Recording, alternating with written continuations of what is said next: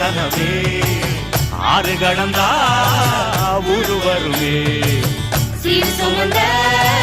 சாதி சனமே ஆறு கடந்தா